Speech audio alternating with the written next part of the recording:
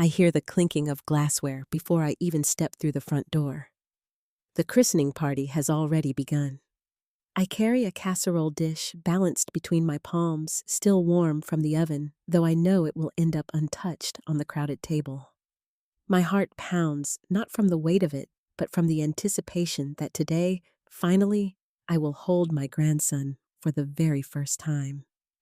The scent of baked ham and sugared pies fills the house, mingling with perfume and laughter.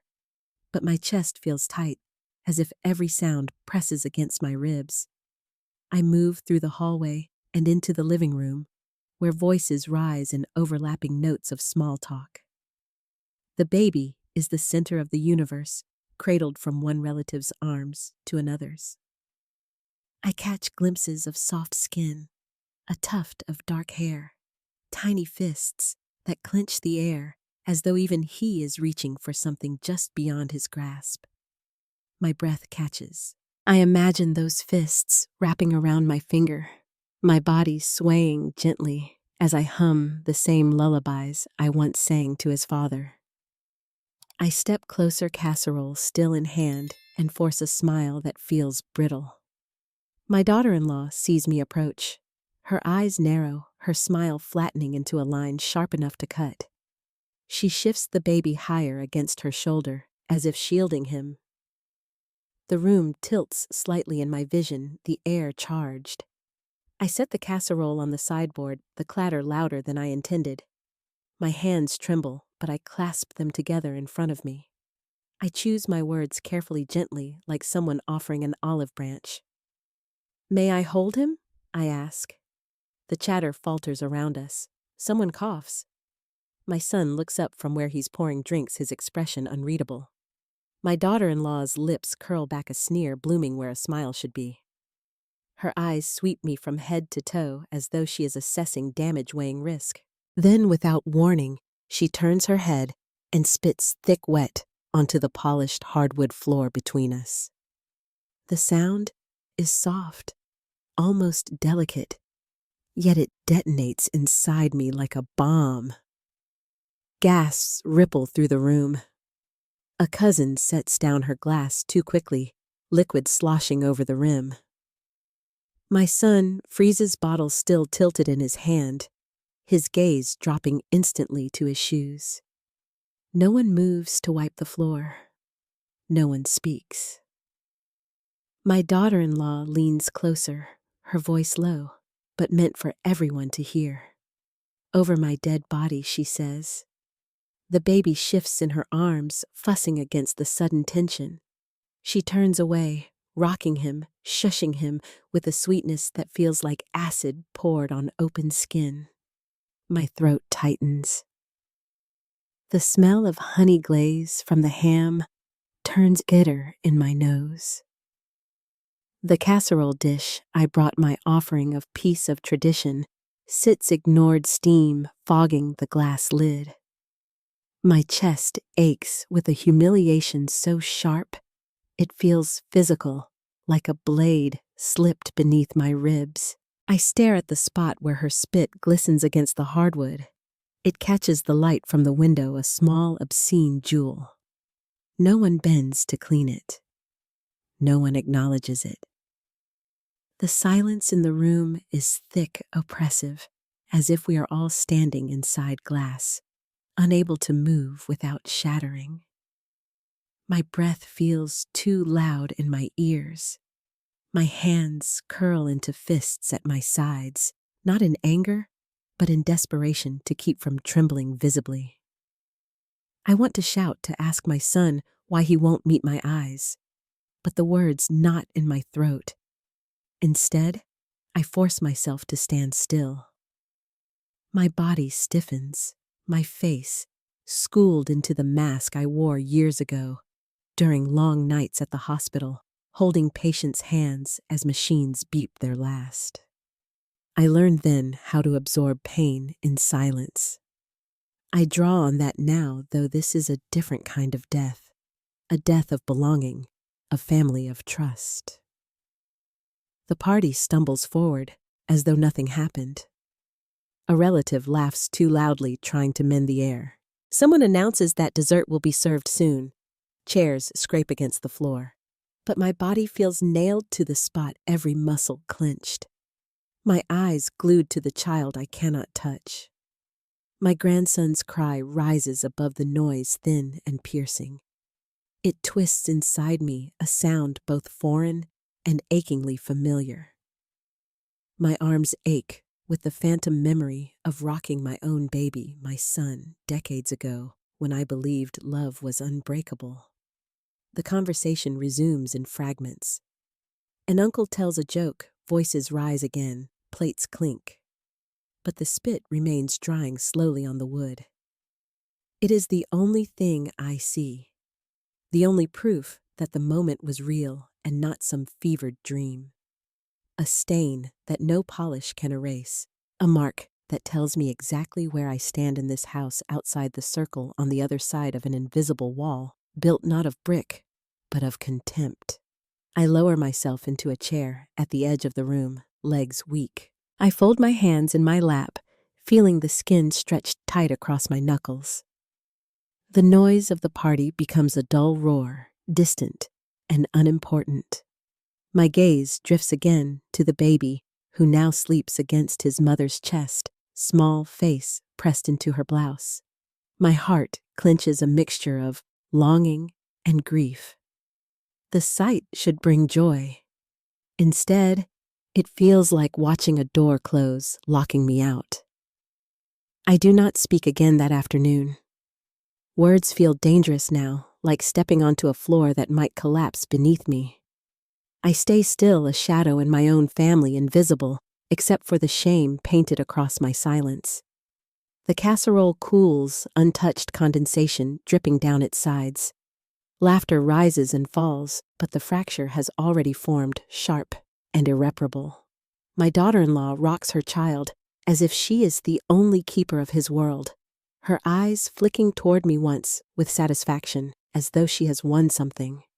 My son avoids my gaze entirely, and so I sit watching the taste of bitterness coating my tongue, the image of spit glistening on the floor, seared into my memory. The stain on the floor felt permanent. No one spoke of it afterward.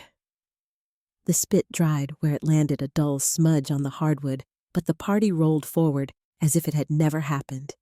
Plates were cleared. The casserole I brought was shoved to the back of the table unopened. Someone set out the pies, their sugary crusts glistening under the chandelier, while I sat with my fork scraping across porcelain. The laughter returned louder than before, brittle and frantic like glass about to crack. I watched the baby move from cousin to aunt to neighbor, arms always reaching out to welcome him, bodies bending toward him like sunflowers chasing the light. Each time he was lifted higher, cooed over, kissed on the forehead, I felt the weight of my empty lap press against me. I pressed the fork harder against my plate, until the squeal of metal made someone glance over, then quickly away. My daughter-in-law never looked at me again. When the cake was brought out, candles flickering in the dimmed room, everyone gathered close. I stayed in the corner, clapping at the right moments, smiling when prompted, though my face felt brittle. The baby's face glowed in the candlelight, his eyes blinking open at the sudden chorus of voices. He would never remember this night, but I would carry it for the rest of my life. My grandson's first celebration became my first erasure. After the song ended, I rose quietly, slipping into the kitchen. The clatter of forks and chatter dulled behind me. Alone, I leaned against the counter, breathing deeply. I stared at my reflection in the window, faint and ghost-like, my silver hair haloed by the light behind me. For a moment, I saw myself as they must older, tired, a shadow of the woman who once worked double shifts at the hospital. But I also saw the strength in the lines of my face, the proof of survival etched into my skin. I remembered the nights I held my son through fevers, the mornings I left for work before dawn, whispering goodbye kisses onto his hair. Every sacrifice had been for him, the shoes I never bought, the meals I skipped, the exhaustion I carried. I had built his life with my own body brick by weary brick. And now, in the house I once helped him move into, I was treated as if my touch was poison. The scrape of the back door broke my thoughts. A cousin stepped outside to smoke, not noticing me in the shadows. His laughter drifted back through the door, blending with the others. I stayed hidden in the kitchen until the voices swelled again, until the candles were blown out, and the baby's fussing filled the silence. Only then did I return, slipping back into my chair, folding myself small, invisible. Later, as people left, coats were gathered, hugs exchanged. My son kissed his wife's cheek, adjusted the baby's blanket, and avoided my gaze still. I reached for my coat, slowly fingers brushing the soft wool. I thought foolishly that perhaps he would stop me, call out, walk me to the door. Instead, he shifted his weight, pretending to listen to someone else. My daughter-in-law carried the baby upstairs before I could even offer a goodbye. The night air was sharp when I stepped outside. My breath fogged in the cold, the stars blurred above me. I stood there for a moment, my car keys cold in my hand, waiting for some movement behind me, for the door to open, for my son's voice to call after me. Nothing came. Only silence. I drove home with both hands tight on the steering wheel, the radio off.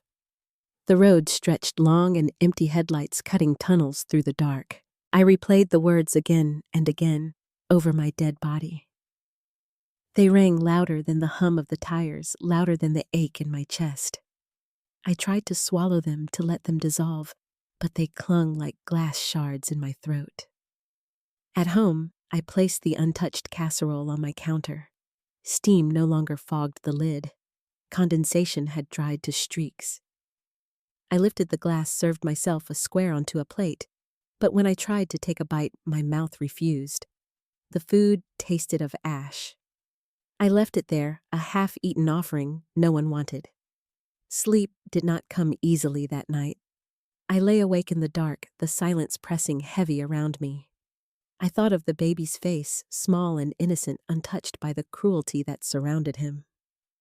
I thought of the stain on the floor, whether someone had cleaned it, or whether it remained hidden beneath footsteps, a scar on the wood. I thought of my son, his silence thicker than his wife's insult. That silence was the true betrayal, more cutting than spit, more lasting than any words. Days passed. The phone never rang. I checked it anyway, lifting it from the cradle, pressing it to my ear, to be sure the line still worked. I considered calling, but each time I imagined my daughter-in-law answering, her voice sharp, the humiliation fresh again. So I set the phone down. I busied myself with laundry, with sweeping, with tending the garden, though frost still bit the air. I kept moving because stillness invited memory, and memory hurt too much. Yet memory crept in anyway. I found myself standing at the window, watching the street, waiting for a car that would not come. I thought of the baby's hands, the curl of his tiny fingers. I imagined him reaching for me, imagined the warmth of his body against mine. I practiced lullabies under my breath, songs my own mother had taught me, as if preparing for a moment that had already been stolen. Family whispered, of course. A cousin called once, her voice careful, circling the subject. "She's just protective," she said of my daughter-in-law, as if spitting on someone were protection. Maybe give it time.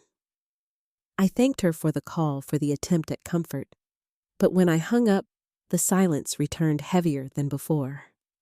I began to notice other signs, too subtle omissions. A group photo posted online where my body had been cropped at the edge.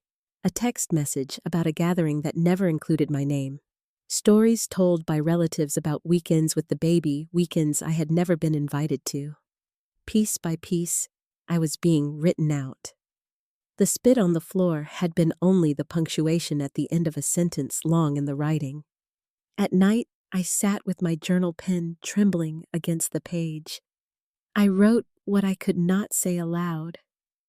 I wrote of the humiliation, of the silence, of the longing that hollowed me out. I wrote of the casserole cooling, untouched, of the candlelight reflected in my grandson's eyes. I wrote because words on paper could not be interrupted, could not be denied. They were mine, and no one could take them away. But even as I wrote, I wondered how long could I remain silent? How long could I endure being erased? The question sat heavy without answer as I closed my journal and turned out the light. The house settled around me, creaks in the walls, the hum of the refrigerator, the faint rush of wind outside. The silence pressed against me, still thick and suffocating. I lay in bed, eyes open to the ceiling, and thought of the spit on the floor. I thought of how no one had spoken. No one had cleaned it. No one had defended me. The silence had become its own betrayal. My fork scraped against an empty plate. When I was a younger woman, my hands were never still. They stitched hems, washed floors, wrote grocery lists on scraps of envelopes. They carried trays of medicine down long fluorescent corridors, and they cradled my son against my chest when he woke crying from fever. Work and love were braided together so tightly, I could not tell where one ended and the other began.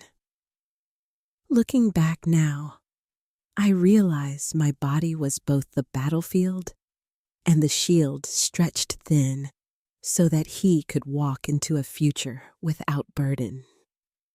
I remember those nights in the hospital, the beeping of monitors steady as a heartbeat, the smell of antiseptic clinging to my scrubs. I'd work 16 hours, sometimes more, my eyes burning, my legs aching. The pay was never enough, but I pushed through, signing up for extra shifts because tuition bills didn't wait. My colleagues used to say I had iron lungs the way I kept going. Truth was, I was afraid to stop. If I slowed down, if I admitted exhaustion, the whole fragile life I was building for him would collapse. When he was little, I would come home long after dark, find him asleep on the couch with a picture book open on his chest. I'd kiss his hair, soft and damp from a rushed bath, and carry him to bed. Some nights, I'd whisper promises he never fully heard, that one day he'd have more than I did, that he'd never have to count coins before buying shoes, that he'd study without worry about whether the lights would stay on. I never told him how many meals I skipped so he could have seconds, or how I patched my uniforms until the fabric thinned like paper. Sacrifice, I thought, was just another name for love. And for a long time, it seemed enough. When he graduated high school, cap askew, I clapped so hard my palms stung. I saw his smile stretch across his face, the same smile I had worked myself ragged to protect. I sat in the bleachers, tears blurring the field, thinking it was worth it. Every ache, every missed holiday, every double shift it had brought him here. He looked up, caught my eye, and for a moment I felt seen. Later, when he left for college, I packed his bags with care. I slipped in small notes folded between socks. Eat well, sleep enough. I love you. The apartment felt unbearably quiet without him, but I filled the silence with work, with knitting, with overtime hours that paid tuition. I believed the future would thank me. I believed family once built on sacrifice could not be dismantled, but sacrifice has a way of being forgotten once it is consumed. Years passed. He built his own life, his own house, his own family. My pride remained, but it was threaded now with loneliness. Phone calls grew shorter, visits more rare. I told myself it was natural. Children pull away, make their own way. Yet somewhere deep, I thought love left an anchor. I thought he would always remember who steadied his boat when storms threatened to capsize it. One winter, when flu season raged, I collapsed at work. The nurses rushed me into a bed, IV dripping into my vein. I should have called him, but I didn't. I didn't want him to worry, didn't want to burden him with the body that had carried him this far. I went home the next morning, dragging my tired frame into the same apartment I had kept for decades. I brewed tea, sat at the table, and waited for the phone to ring, not from him, but from anyone. The silence stretched. Still, I told myself it was fine. Sacrifice was never about gratitude. It was about love, quiet and unacknowledged. So I folded myself into it day after day. I remember one particular evening years ago, before his wedding. We were at the kitchen table, stacks of envelopes around us as we wrote invitations. His fiancée was at the stove, stirring sauce, humming under her breath. He reached for her hand between envelopes, smiling with a tenderness that filled me with both joy and ache. In that moment, I felt like an intruder in my own kitchen. My hands, calloused and tired, rested on paper while theirs intertwined with ease. I knew then that I was already becoming peripheral. But I told myself it was the way of things. Mothers step back, make space fade quietly. Still, I knitted a blanket for their wedding gift, each stitch carrying the memory of nights awake at his bedside, of lullabies sung in the dark. When I handed it to them folded neatly, I saw her eyes skim over it, polite but unimpressed. He smiled, though a small smile, but I clung to it like a lifeline. And when the baby came, I thought perhaps it was a new beginning, that the circle of sacrifice would close, that I would finally hold something soft and new, a reward for the years spent giving without end. I pictured myself singing lullabies again, rocking him in a rhythm my body remembered. I bought small clothes, washed, and folded them carefully.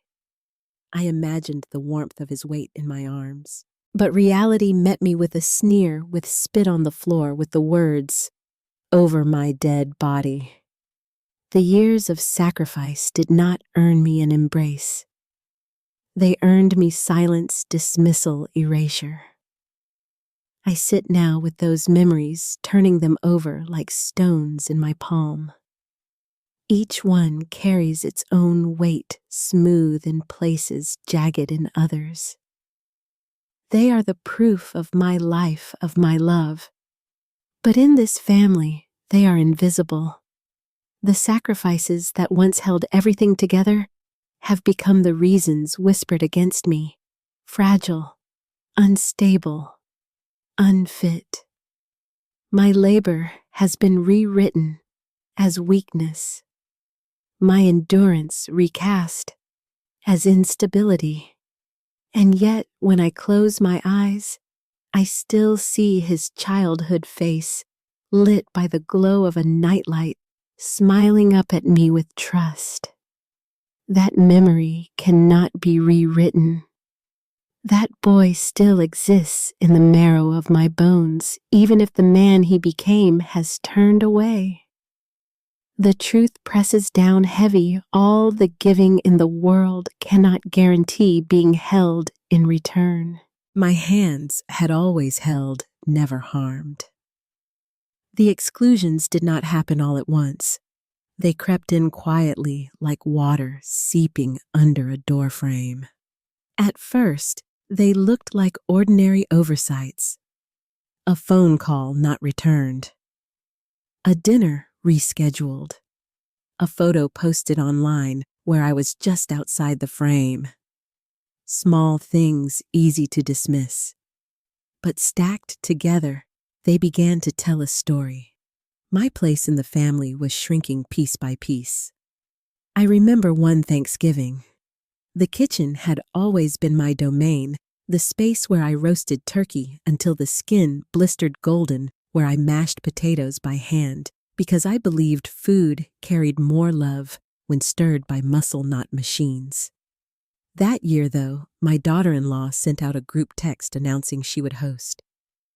"Keep it small," she wrote, "just close family."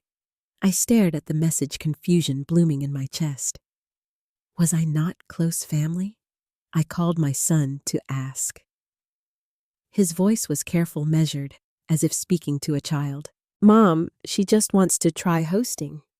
You know how important it is for her." I told him I understood, and maybe I even believed myself. But that night, when I saw the photos online, the table set with my old serving dishes, the baby in a high chair, I realized no one had forgotten to invite me. They had chosen not to. Another time, I learned of the baby's first trip to the zoo through a neighbor. "He's adorable," she gushed, showing me a photo on her phone. There he was, cheeks round, eyes wide, perched on his father's shoulders. The sight pierced me with both pride and pain. I smiled politely, but inside, I felt hollow. I should have been there buying him popcorn, pointing at giraffes. Instead, I stood on the sidewalk holding someone else's phone, a guest in my own family's memories. The internet made it worse. Social media became a scrapbook where my absence was curated. Photos appeared: birthday parties, Sunday brunches, pumpkin patch visits. My son's smile grew in those images, but mine was nowhere to be found. Once I commented with a simple heart emoji under a picture of the baby's first Christmas.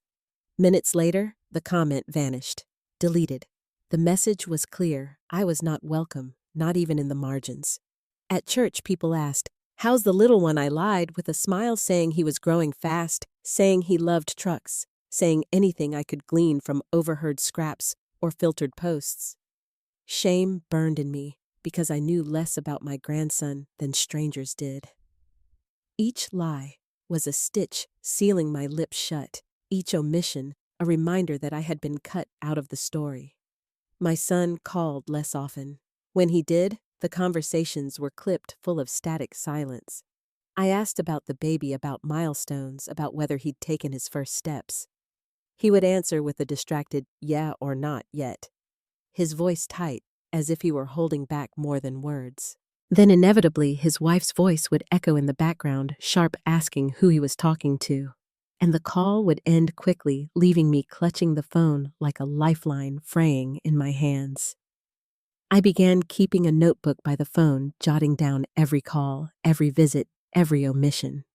At first, it felt obsessive, but soon I realized I was documenting proof the way a nurse charts vitals, a record of absence, a diagnosis of exclusion. Page after page filled with empty squares where love should have been. The first birthday party cut the deepest. I arrived with a wrapped gift, a small rocking horse I had saved for months to buy. My daughter-in-law greeted me at the door with a thin smile, took the gift from my hands, and placed it by the others without acknowledgement.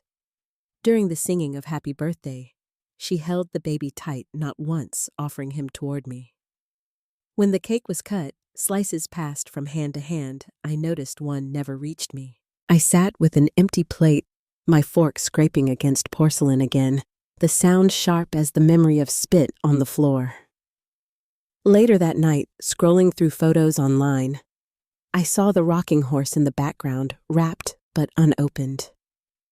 In the captions, other gifts were praised: an outfit from her friend, a stroller from her parents. Mine was never mentioned. I stared at the screen until my vision blurred, until the words swam. My love had been edited out pixel by pixel. I told myself I could endure it, that families go through seasons of distance, that if I stayed patient, if I stayed quiet, things would turn. But the exclusions only grew bolder. Invitations stopped altogether. Stories reached me secondhand. Even my neighbors knew more than I did about my grandson's life, and always beneath it all was the echo of that moment at the christening, the spit on the floor, the words, "over my dead body." They were not just a moment of anger.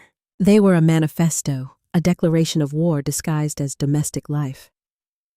Every exclusion after that felt like the fulfillment of that promise. One evening, I sat at my kitchen table surrounded by framed photos of the past. My son as a toddler, sticky with ice cream. My son at graduation, eyes shining with pride. My son on his wedding day, his smile a mixture of nerves and joy. Each image told me I had been part of his story, once essential even. Yet now in the present, I was being erased. A new family album was being written, one where I was no longer a character, not even a footnote. I traced my finger over the glass of one photo, his small hand clutching mine at the zoo when he was 5. I remembered the smell of popcorn, the feel of his grip, the certainty that he trusted me completely. That boy was gone, replaced by a man who stood silent as his wife spat contempt at me. The grief was double-edged. I mourned both the child I had raised and the grandmother I had been denied the chance to be. I wanted to scream, to confront, to demand answers. But my voice felt trapped in my chest, strangled by fear. Fear of losing even the thin thread of contact I still had. Fear of being cut off entirely, of never seeing my grandson again, not even in passing. So I stayed quiet, swallowing hurt after hurt, hoping silence might buy me a seat at the table again. But silence, I was learning, was not safety. Silence was permission. My smile never made it into their frame. The whispers began softly, almost kindly, as if concern wore a mask of compassion. At church, a woman leaned close after service, her perfume thick with lilacs, and said, "Your daughter-in-law worries about you, dear. She says you forget things sometimes. Is that true?" Her tone was gentle, but her eyes were sharp, studying me as though I were an exhibit behind glass. I smiled thinly, shook my head, and said nothing. Later that week at the grocery store, an old neighbor asked whether I was still driving. "She said you got confused at an intersection," he murmured, lowering his voice as if repeating a secret not meant for open air. My cheeks flushed hot. I had never been confused at any intersection. I prided myself on knowing the back roads of this town better than anyone, but I did not argue. I simply moved on basket heavier than before, filled with silence more than food. The stories multiplied. I was fragile. I was unstable. I was forgetful. Each whisper wove into the next until I became someone I didn't recognize. At first, I thought I could correct them, speak truth into the spaces being warped. But every time I opened my mouth, the listener's eyes glazed over, as though my denial was proof of the instability they had already been told to expect.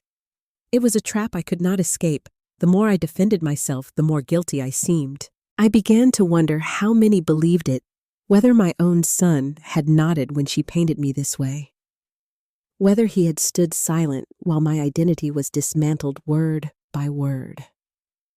His silence had always hurt, but now it seemed complicit.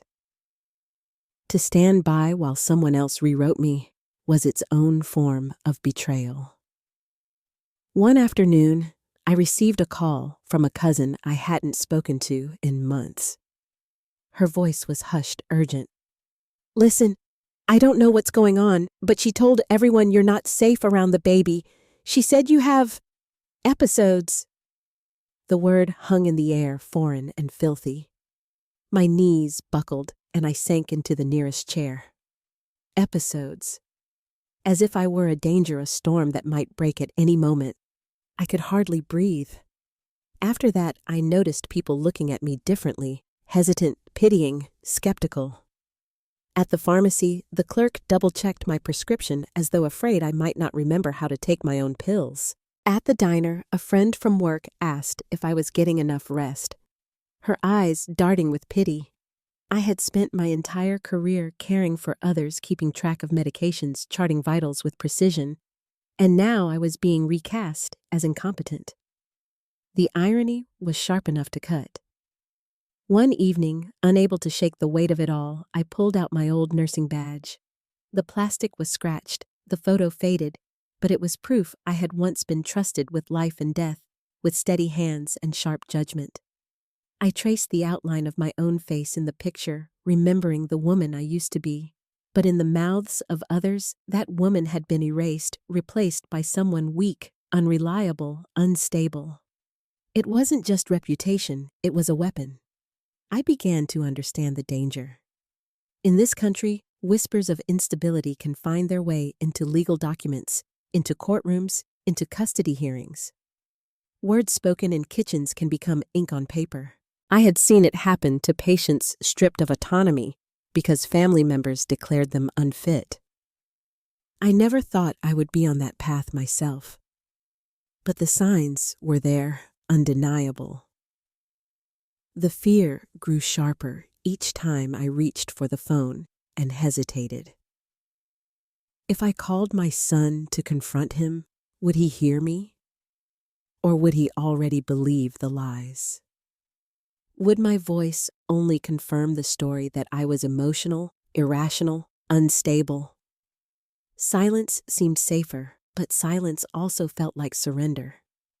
I began to notice gaps in my medical records. When I went to renew a prescription, the printout listed memory lapses under recent notes. My chest tightened as I read it. I had never said such a thing.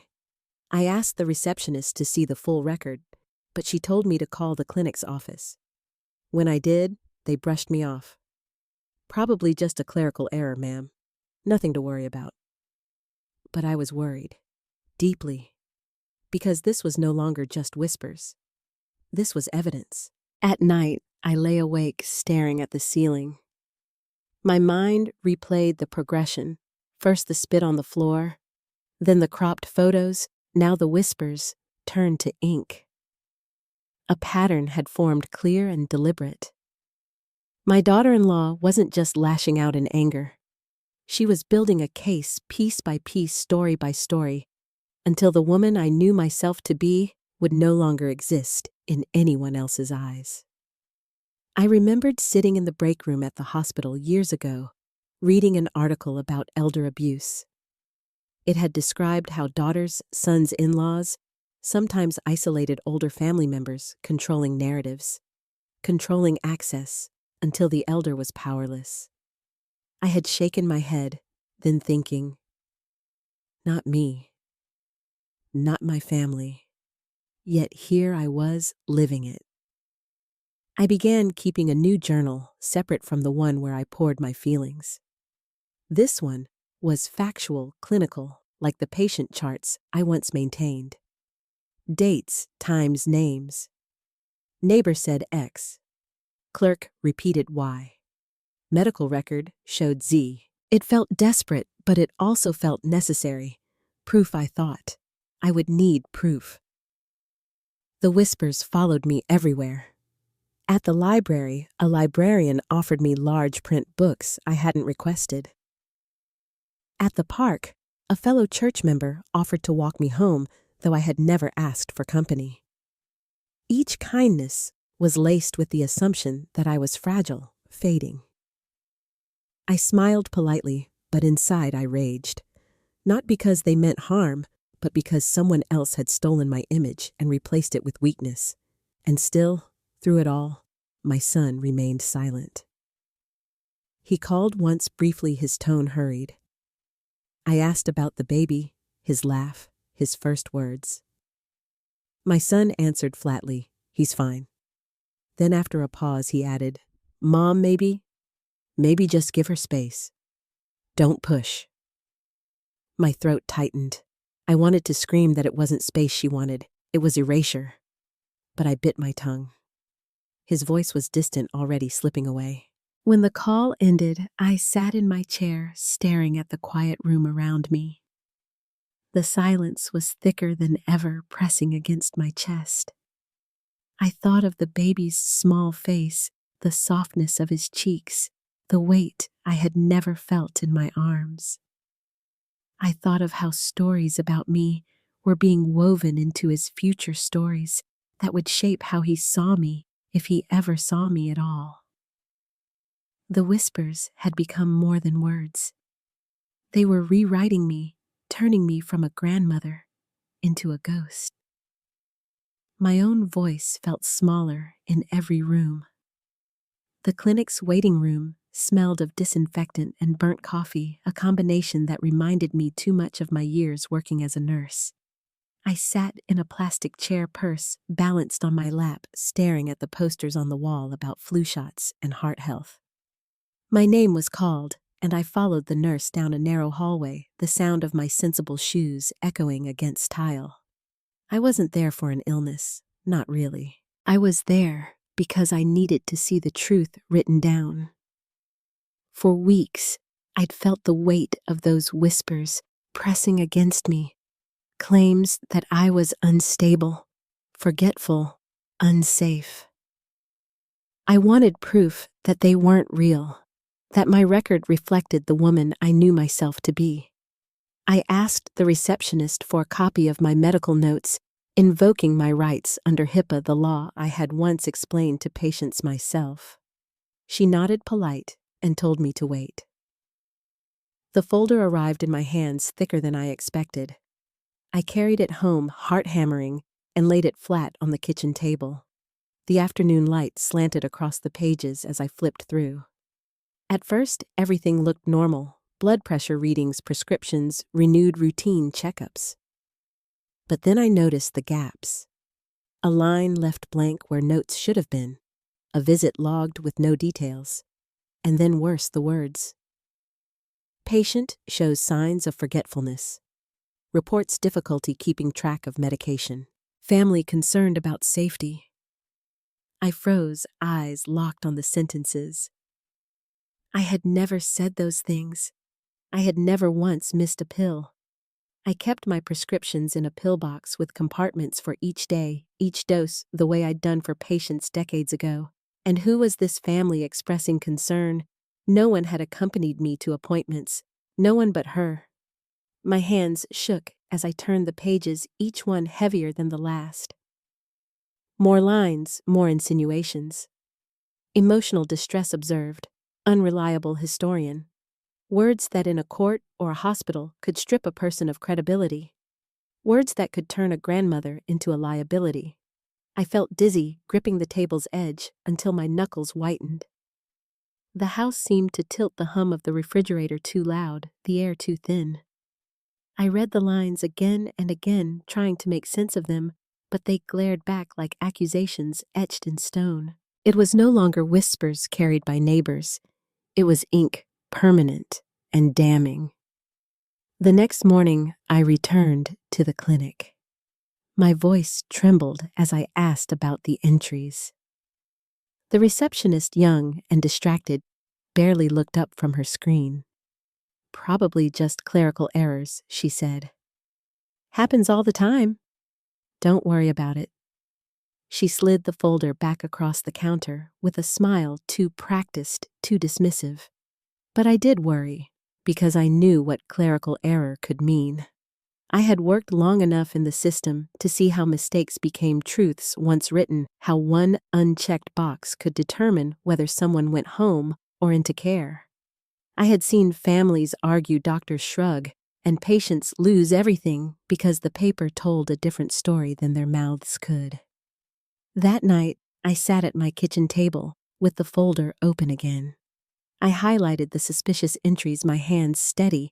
Now my mind, sharper than fear, wanted me to believe. I copied dates and phrases into my journal, matching them against my memory of each visit. I remembered what I had said, what I had worn, the nurse's tone. I knew with certainty that none of those words had left my lips. Still, the doubt crept in. Was I remembering wrong? Was I in fact slipping the way they claimed I tested myself?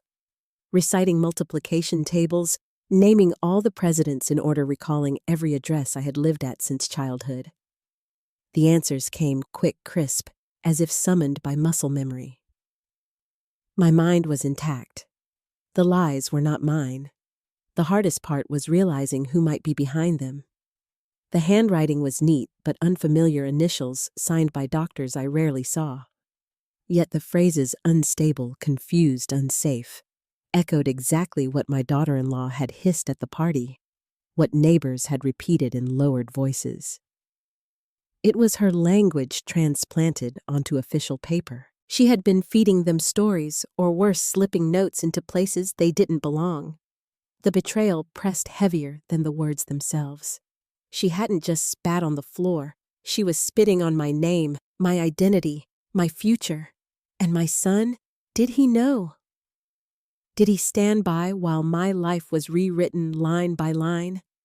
I imagined the day my grandson might grow older and ask about me. What story would he hear? That I was forgetful, that I was unsafe, that I wasn't allowed to hold him because of episodes that never existed. Paper, after all, holds more authority than memory. If the files said it, who would believe otherwise? Days blurred into one another. I cooked meals and left them uneaten.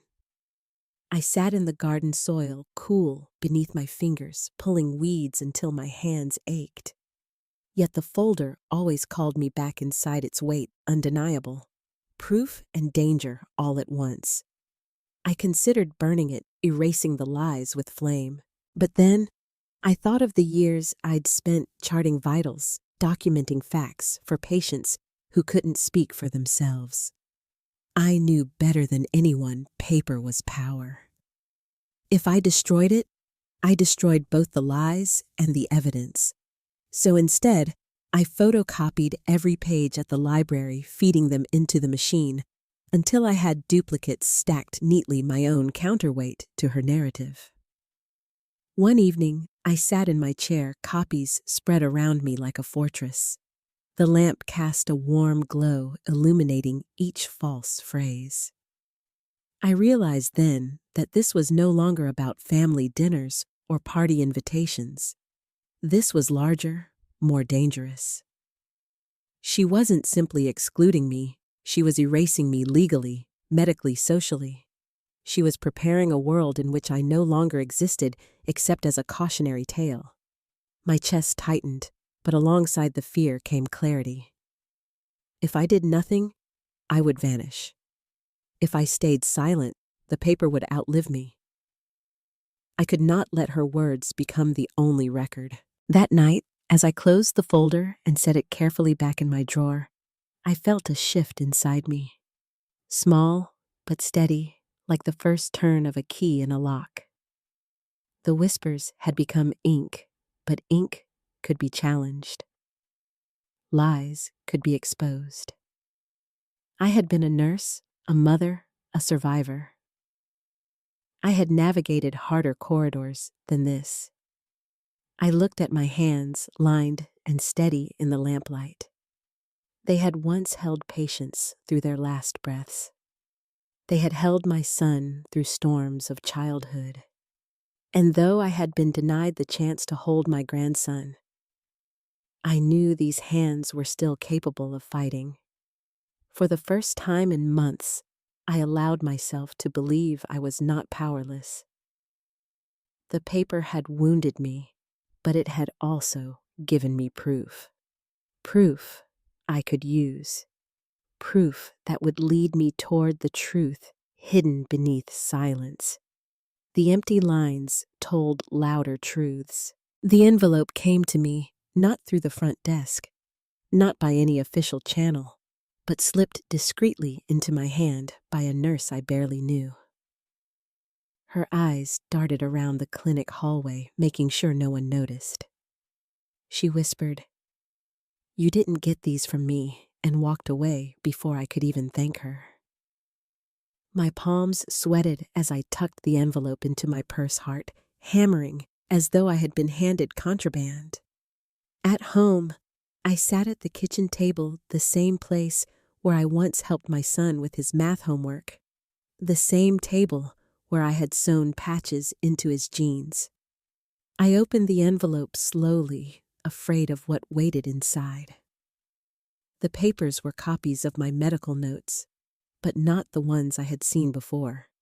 These were raw, unfiltered, still bearing the indents of pens pressing hard against paper. I scanned the lines quickly, my eyes catching on phrases that stole the air from my lungs. Patient confused during visit. Unstable affect noted.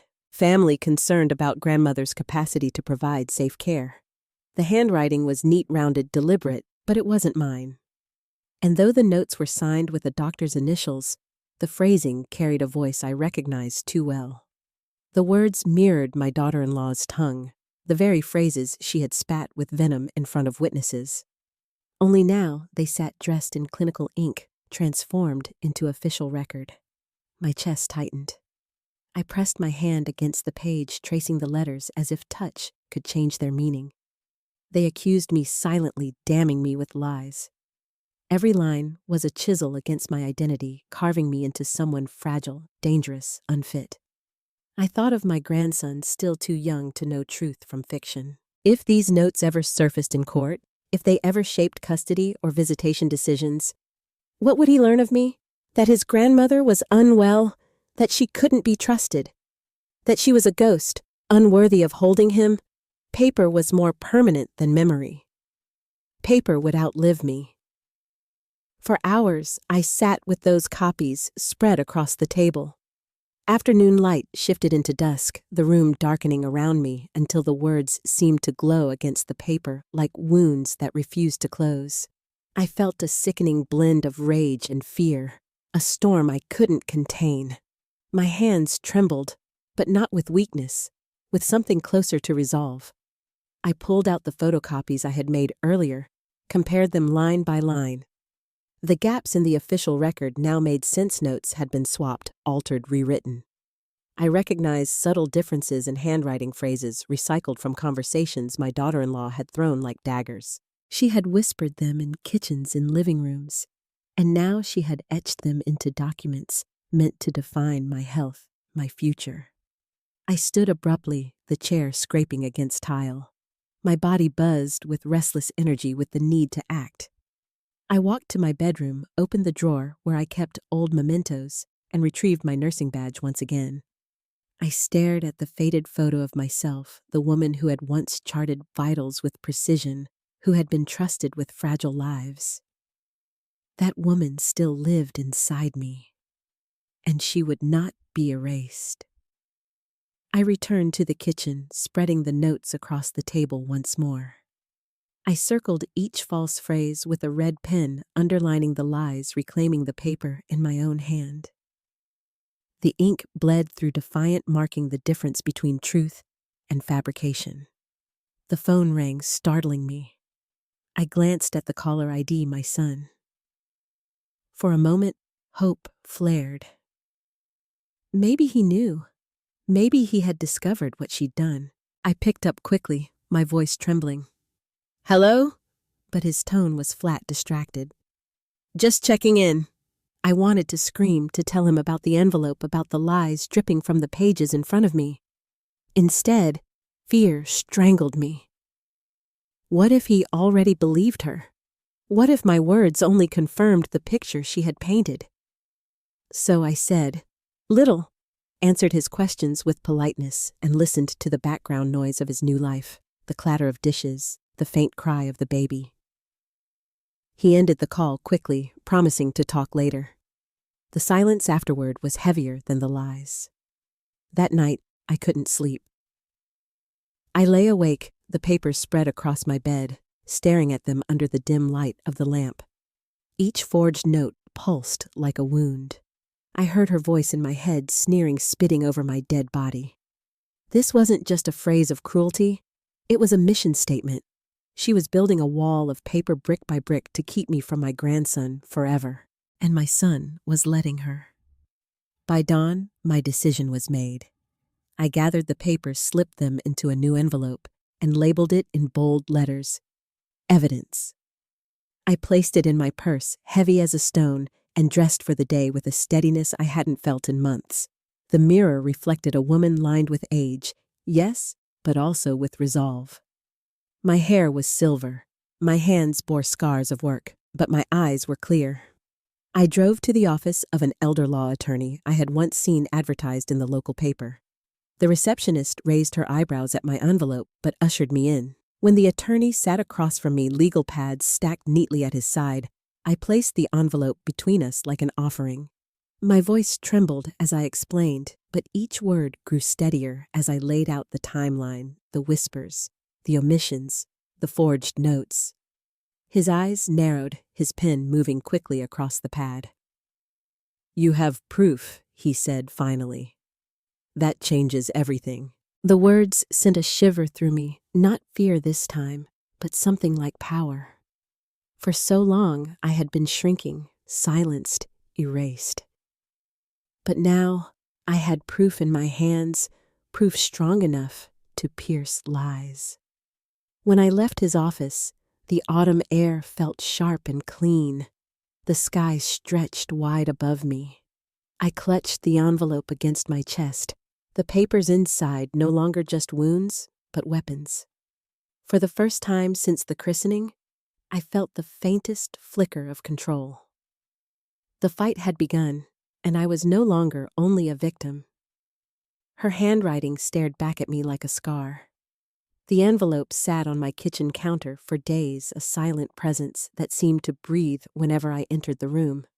I placed it beside the fruit bowl next to apples that shriveled one by one, their skins wrinkling, collapsing inward. Each time I passed, my eyes caught on the bold black word I had scrawled across it, evidence. The letters stared back at me like a challenge. I moved through my routines with deliberate slowness. I brewed tea in the mornings, swept the floor in neat lines, folded laundry with precision.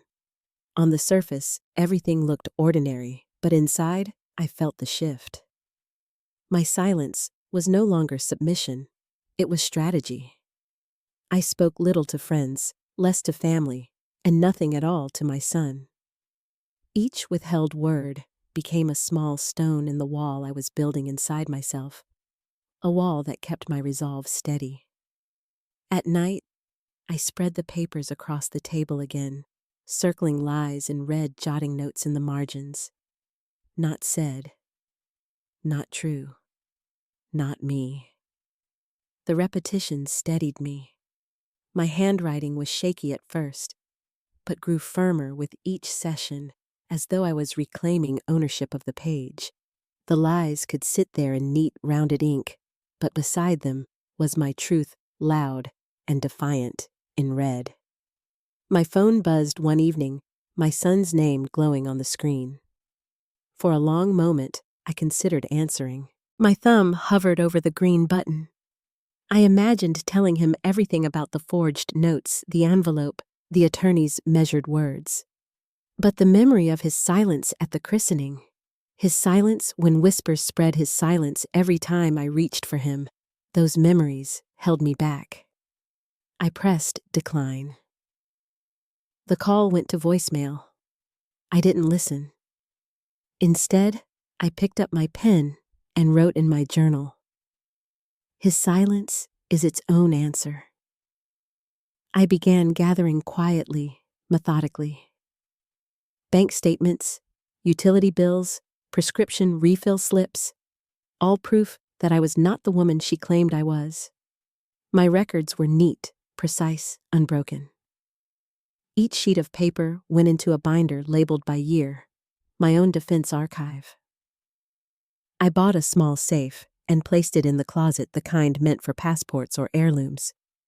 Mine held a different treasure, the truth. The attorney called me a week later. His voice was calm, practical, but I could hear the edge of urgency beneath it.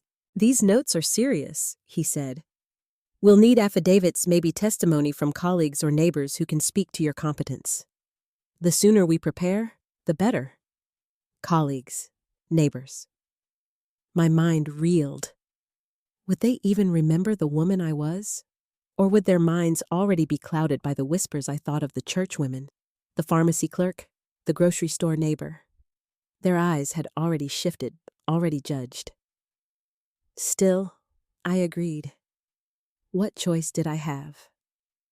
I hung up the phone and sat in silence, staring at the framed photo of my late husband on the mantel. His steady gaze met mine, as if asking whether I was ready for the fight. I whispered aloud, my voice trembling, but sure I won't let her erase me. The next morning, I wrote a list. Names of people who had known me for years, old co-workers, longtime neighbors, the pastor who had seen me volunteer every Sunday for a decade. I underlined each one, imagining their testimony as threads pulling me back into existence, weaving me into the fabric she was trying to cut me out of. Still, fear lingered. I imagined standing in a courtroom, papers spread before a judge, my daughter-in-law across from me, with her polished smile and steady lies. I imagined my son sitting beside her, his silence thicker than any testimony. My stomach clenched, but alongside the fear came steel. I had spent decades fighting exhaustion, poverty, illness. This was just another fight, different battlefield, same grit. At night, I rehearsed my story aloud, alone in the kitchen. I told it the way I imagined telling a jury, every word measured, every pause deliberate. My voice cracked sometimes, but I pushed through. I was reclaiming the narrative, one sentence at a time. The envelope grew heavier with each passing day, though its weight never changed. It was the weight of what it represented, the line between silence and defiance, between being erased and being seen. One afternoon, while sorting through my binder, I found an old letter my son had written me in college. It was short, scrawled in hurried pen, thanking me for a care package. "You're the best mom. Don't know what I'd do without you." I stared at those words until tears blurred the ink. He had once seen me clearly, once recognized the sacrifices I made. That recognition was gone now, buried under lies, but the letter was proof I had existed, I had mattered. I placed it carefully into the binder, a reminder that truth had roots deeper than her stories could reach. Days stretched into weeks. I lived quietly, but every action carried intention. Grocery lists, receipts, journals, all cataloged. My life became a ledger of proof. When neighbors whispered, I smiled politely, gave them no fuel, and wrote down every word afterward. When my son called again, I let the phone ring, preserving my silence like armor. The night before my next meeting with the attorney, I sat once more at the kitchen table, the envelope before me.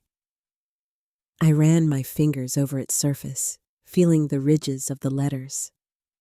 I thought of my grandson, his tiny fists waving in the air, his cry piercing through the party that day. I thought of how his mother had shielded him from me, how she had spit on the floor as if my touch were poison. That night, I did not cry. I did not rage. I sat in stillness, the kind that comes when a storm has settled inside you, no longer thrashing, but steady, purposeful. I realized then that this was no longer about holding my grandson. It was about holding my name, my truth, my life. I turned off the lamp, leaving the envelope in the dark. The quiet pressed close, but for once, it did not feel suffocating. It felt like resolve. The silence on the line was louder than any lie. The courthouse smelled of dust and old wood, a scent that clung to the air like memory. Fluorescent lights hummed overhead, buzzing faintly, the same sound I once associated with hospital corridors. My shoes clicked against the linoleum floor. As I walked down the hall, envelope clutched tight in my hand. The papers inside felt heavier than stone, as though I carried not just documents, but the weight of my entire existence. The courtroom itself was colder than I expected. Long benches stretched behind me, empty, but for a few relatives curious enough to watch. The judge sat high on the bench, glasses perched on her nose, her expression unreadable. I lowered myself into the chair beside my attorney, my knees trembling beneath the wooden table. I clasped my hands together to stop the shaking, the skin of my palms slick with sweat. Across the aisle, my daughter-in-law sat straight-backed, her blouse crisp, her hair pulled into a severe bun. She whispered to her lawyer, lips barely moving, eyes darting toward me with a flicker of disdain. Beside her, sat my son, shoulders slumped, gaze fixed on the floor. He didn't look at me, not once. When the judge called the case, voices rose, shuffling papers, the scrape of chairs. My attorney stood first, steady, calm. He introduced me, explained the circumstances, and then placed the envelope on the table with deliberate care. He spoke of forged notes, of altered medical records, of whispers turned to ink. His words were factual, but every syllable carried weight. The opposing lawyer responded smoothly, dismissively. Clerical errors, misunderstandings, nothing more. He gestured toward my daughter-in-law, who nodded with a performance of concern. She has only ever acted in the best interest of the child. The word child hung in the air like a weapon. Then it was my turn. My attorney nudged me gently, and I rose on unsteady legs. I walked to the stand, every step echoing louder than it should. The bailiff held out a Bible, asked me to swear, and I did, my voice low but clear. I sat the wooden chair hard beneath me, the microphone close enough that I could hear my own breath. The judge asked me to speak. My throat tightened, but I forced myself to begin. I worked as a nurse for 30 years. I said, my voice cracking, but steadying with each word. I held patients through their last breaths, charted their vitals with precision. My memory has never failed me when life depended on it, and it has not failed me now. I reached into the envelope, hands trembling slightly, and pulled out the papers. I held them up, the ink catching in the sterile light. These notes say things I never said. They claim I was forgetful, unstable, unsafe. They were written not to describe my health, but to erase my place in my family. They are lies. The judge leaned forward slightly. The courtroom air shifted. I felt it subtle but real. I continued, my voice growing firmer. I know who I am. I know what I've done for my son, for my family. I may be older, I may be slower, but I am not unfit. I am not unsafe, and I will not allow lies to rewrite who I am. For the first time, I turned my eyes to my daughter-in-law. She met my gaze briefly before looking away, whispering again to her lawyer. I saw the flush rise on her neck, the stiffness in her posture. She was not as untouchable as she wanted to seem. My son still would not look at me. That silence cut deeper than any accusation. But I held my ground. I was no longer speaking to him or to her. I was speaking to the record, to the judge, to the future. My attorney asked me questions next, guiding me through the timeline. I answered carefully, precisely recounting dates, conversations, the exact wording of entries. Each time I faltered, I reminded myself, paper is power. My testimony had to be paper too solid, recorded, undeniable. The opposing lawyer tried to rattle me. He asked whether I ever misplaced my keys, whether I had ever forgotten a name. I smiled faintly despite the heat in my chest. Yes, I said, like every human being alive. The courtroom murmured softly. I held the lawyer's gaze steady, unbroken. For once, I felt the weight of my own dignity heavier than his insinuations. When I stepped down from the stand, my legs shook, but not from weakness, from release, from the effort of carrying my truth out into air that had for too long been poisoned by lies. Back at the table, my attorney whispered, "You did well." His words steadied me. I folded my hands in my lap, staring at the gavel resting quietly before the judge. The sound of it striking had not yet come, but I felt it already inside me, not as fear this time, but as affirmation. The rest of the proceedings blurred the arguments, the objections, the motions. My mind stayed fixed on the moment I had spoken aloud, the moment the lies had been met with truth. Whether or not the outcome favored me, I had broken the silence. I had stepped into the light. As the judge adjourned for the day, I rose slowly, my body aching, but my spine straighter than it had been in months. I gathered the envelope, now lighter somehow, as though it had released some of its burden when the words were spoken aloud. I walked past my daughter-in-law, without pausing, without flinching. She turned her head, but I did not. My eyes stayed fixed ahead on the doors, on the strip of daylight, waiting just beyond them. The courthouse doors opened wide, and the autumn air rushed in, cool and sharp. I stepped outside, my lungs filling, my heart pounding. For the first time since the christening, since the spit hit the floor, I felt my voice belong to me again. The gavel struck, but my heart struck harder. The courtroom emptied slowly, people drifting out in clusters of hushed voices and squeaking shoes. My attorney packed his briefcase papers, snapping into neat stacks. But I sat frozen in my chair, staring at the grain of the wooden table. The fluorescent lights buzzed overhead, relentless. My heart pounded, not from fear this time, but from something harder to name, an ache that was both grief and vindication, like two strings pulled tight inside me. As I gathered my things, my eyes fell again on the envelope. My hands brushed its surface, and in that moment, I was no longer in the courthouse. I was back in my son's living room on that day, the christening party, the casserole cooling, the laughter breaking against silence. I saw it again, as clear as if it were happening now. Her face twisted into a sneer, her spit hitting the polished hardwood, the stain spreading in a shape I could never forget. That stain had become my compass. Whenever I doubted myself, whenever I wondered if I was imagining the betrayal, I remembered that moment.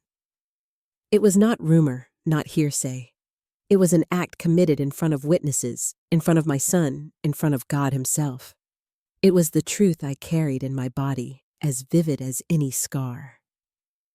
I rose from the table and followed my attorney into the hallway. The building smelled of floor polish and paper. My daughter-in-law stood near the exit, her arms folded, speaking in low tones to her lawyer. Her posture was rigid, her chin high, but I noticed the tightness around her eyes, the way her hands twitched against her blouse. She glanced at me briefly, then turned away. For the first time, I did not shrink. I carried the image of the stain inside me like armor. I remembered how she had leaned close and hissed over my dead body, and how the floor had absorbed her contempt. That floor had not lied. It had not misremembered. It had not erased me. It had witnessed. Outside, the autumn sun shone brighter than I expected, warm against my face. I walked slowly down the courthouse steps, feeling each movement in my bones, deliberate and steady. People brushed past me, caught in their own stories, but I felt apart from them, as though carrying something invisible they could not see. That night at home, I sat in my living room with the lamp glowing softly, the envelope beside me. I closed my eyes and allowed myself to linger in the memory of that stain. At the time, it had felt like humiliation, like a wound that would never heal. Now, in hindsight, I saw it differently. It had been the first exposure, the mask slipping from her face, the truth spilled onto the floor for all to see. It was proof that my fight was not born from paranoia, but from reality.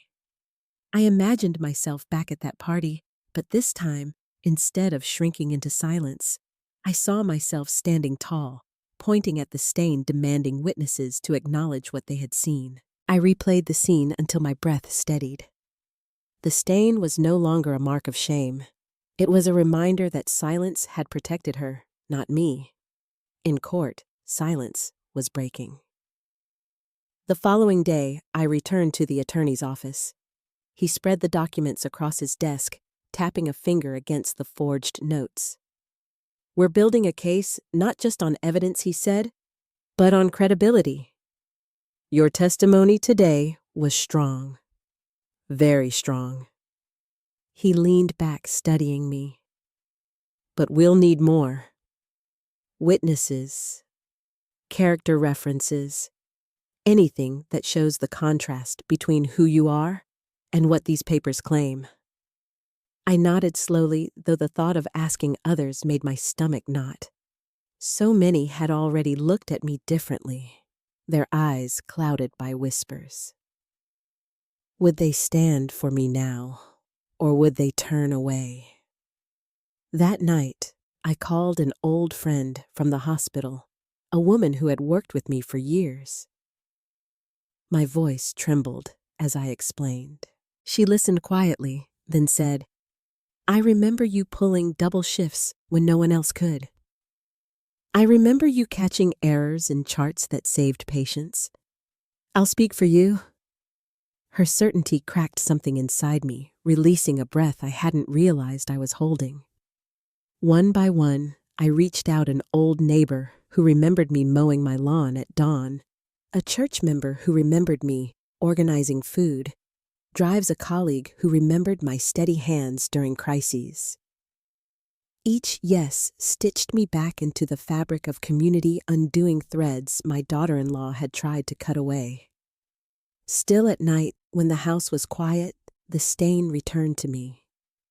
I would close my eyes and see it glistening on the hardwood, catching the light. It haunted me, yes, but it also guided me. Every time I felt small, I reminded myself I had been spit on, but I had not disappeared. The stain had dried, but it had left a mark on my memory no one could scrub away. The next court date loomed. I prepared myself not with speeches this time, but with stillness. I sat at my kitchen table practicing silence, not the silence of fear, but the silence of presence, the silence of someone who no longer needed to beg. I thought of my grandson, of his laughter. I had only heard secondhand of his small hands reaching for toys. I thought of the day he would ask who I was, and I knew I wanted the answer to be clear. I was the woman who fought to exist, even when erased. The morning of the hearing, I dressed carefully, navy blazer, hair-brushed pearl earrings that had belonged to my mother. I carried the envelope again, but this time it felt less like a burden and more like a companion. I walked into the courtroom with my head higher, my shoulders straighter. My daughter-in-law avoided my gaze, but I didn't need her eyes. I carried my own witness, the stain, the memory, the truth. And when I sat down at the table, the gavel echoing in the room, I thought of that floor, that day, that moment where everything had shifted. It was not just a memory of betrayal anymore. It was my anchor. Her anger shrank in the sterile air. The courtroom was quieter on the day of the verdict. The benches held only a handful of spectators, most of them shifting in their seats, clutching papers or handbags, eyes flicking up at the judge's bench, as if they were waiting for lightning to strike. My attorney sat beside me, his briefcase already packed, his tie slightly loosened. He looked calm, practiced, but I could feel the charge in the air. I clasped my hands in my lap, the skin of my knuckles pale against the wood. The envelope lay flat on the table in front of us, edges worn from weeks of handling, corners bent as though the weight of truth had pressed them into submission. I stared at it, remembering how heavy it had once felt, and how much lighter it seemed now that my voice had joined its contents. The judge entered, robes flowing, and the room rose with a scrape of chairs. I stood too, knees trembling, but my spine straight. When we sat again, silence fell like a blanket, muffling even the hum of the fluorescent lights. The judge adjusted her glasses, flipping through a stack of papers. Her voice, when she began, was steady and clear. This court has reviewed the evidence presented, medical notes, testimony, and supporting documents. She paused, eyes lifting briefly to sweep the room. It is evident that discrepancies exist in the medical records attributed to the petitioner. My heart thudded in my chest. Each word struck like a drumbeat, pulling me closer to the moment I had been waiting for. These discrepancies raise serious concerns about the integrity of those documents, she continued. Accordingly, the court is referring the matter for investigation into potential falsification and malpractice. I closed my eyes for a moment. Relief swept through me like a tide. She had said it aloud. Not just me, not just my attorney. A judge had spoken the truth into the record, and it would be written there forever. The lies were no longer uncontested. But then came the second half. As for custody or visitation, the judge said, voice even but firm, this court does not find sufficient grounds to alter existing arrangements at this time. The child's welfare remains under the guardianship of his parents. No changes will be made today. The words landed with a dull weight. My chest ached. No changes. I would not be granted the arms I longed for, the afternoons I imagined, the lullabies I rehearsed in silence. The door to my grandson remained closed, locked by hands I could not pry apart. Yet beneath the ache, something steadier rose. The truth had been acknowledged. The lies had been pierced. My name, tarnished for so long by whispers, was cleared. I had not imagined the betrayal. I had not dreamed the stain. It was real, and now it was recognized. The judge concluded with a final note, her gavel striking once. This court affirms the dignity of the petitioner. Her competence and capacity are not in question. Proceedings regarding the altered records will continue separately. Court is adjourned. The sound echoed in the chamber, sharp and final. I sat frozen for a moment, letting it settle into me. My attorney leaned close and whispered, "That's as good as we could have hoped for." "Your name is safe." His words steadied me. Across the aisle, my daughter-in-law's jaw was tight, her lawyer's hand gripping her arm as though to calm her. My son sat beside her head, bowed fingers interlocked in his lap. He never looked my way. His silence remained, but for once, it no longer crushed me. It was only his burden now, not mine. I gathered my things slowly. The envelope slid into my purse lighter than it had ever been. As I stood, my legs steady beneath me, I realized I no longer needed to carry it everywhere. The truth was no longer trapped inside paper. It had been spoken, recorded, entered into the system where it could not be erased. Outside, the autumn air was sharp, the sky washed clean by last night's rain. I walked down the courthouse steps, each movement deliberate, each breath steady. A woman from church passed me on the sidewalk, her eyes uncertain. But when she spoke, her voice carried respect. "I heard the judge cleared your name." I nodded, a small smile tugging at my lips. "Yes," I said simply, and that was enough. At home, I placed the envelope in the safe, locking it away. I did not need to keep it on the counter anymore, glaring at me day and night. Its work was done. I brewed tea and sat by the window, the light slanting across the room, warm and golden. The ache of absence still lived in me, but it was no longer poisoned by shame. It was pure grief, now grief I could hold without questioning my sanity. Later, I took a framed photo from the shelf, me and my husband years ago, smiling in a park, his arm around my shoulders. I set it on the mantel, adjusting it until it caught the light just right. I whispered to him, as I often did when the house felt too quiet. They tried to erase me, but they couldn't, not completely.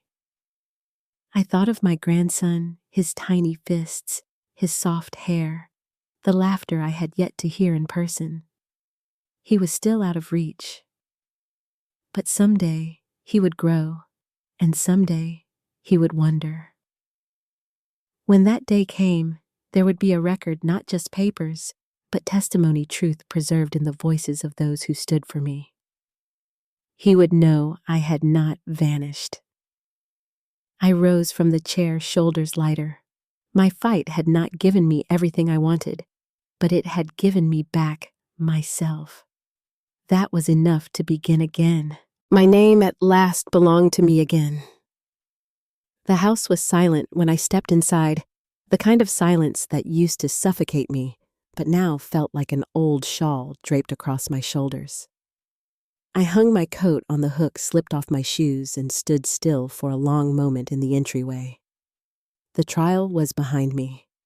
My grandson remained out of reach. But the weight pressing on my chest had shifted, less burden, more breath. The envelope of evidence sat locked in the safe in my closet, no longer demanding constant vigilance. I didn't need to touch it, didn't need to check its presence every morning. Its power had been spent in the courtroom where the lies had been pierced under oath. For the first time in months, I let the door of the safe remain closed without anxiety gnawing at me. I walked into the living room and sat on the couch, the cushions sinking softly beneath me. The mantel glowed with evening light, catching on the frame I had placed there, me and my late husband, smiling in the park, his arm around me. I spoke softly, almost shyly, into the empty room. It's over. Not the way I hoped, but enough. The kettle whistled faintly in the kitchen, and I rose to pour tea. Steam curled upward, fragrant and comforting. I carried the cup back to my seat, cradling it in both hands. The warmth seeped into my fingers, grounding me. Outside the window, autumn leaves drifted slowly from the trees, spiraling against the gray sky. Each one fell alone, but together they made a carpet of color across the ground. I thought of my grandson. He was still too young to ask questions, too young to notice the holes in the family album where my face should have been. But children grow. One day, he would look beyond the curated pictures, beyond the silences, and he would wonder, who was missing? Why? And when that day came, he would find me not just in memory, but in the records, in the testimonies, in the quiet truths I had left behind. I began to gather them, not as evidence now, but as gifts. I pulled out a box from the closet, one lined with old letters and keepsakes. Into it, I placed the knitted blanket I had made years ago, still folded neatly, never used. I added photographs of his father as a boy, drawings from school, the letter my son once wrote me in college thanking me for a care package, and I slipped in pages from my journals, not the rawest entries, but the ones where I wrote about love, about survival, about hope. This box was no longer for lawyers or judges.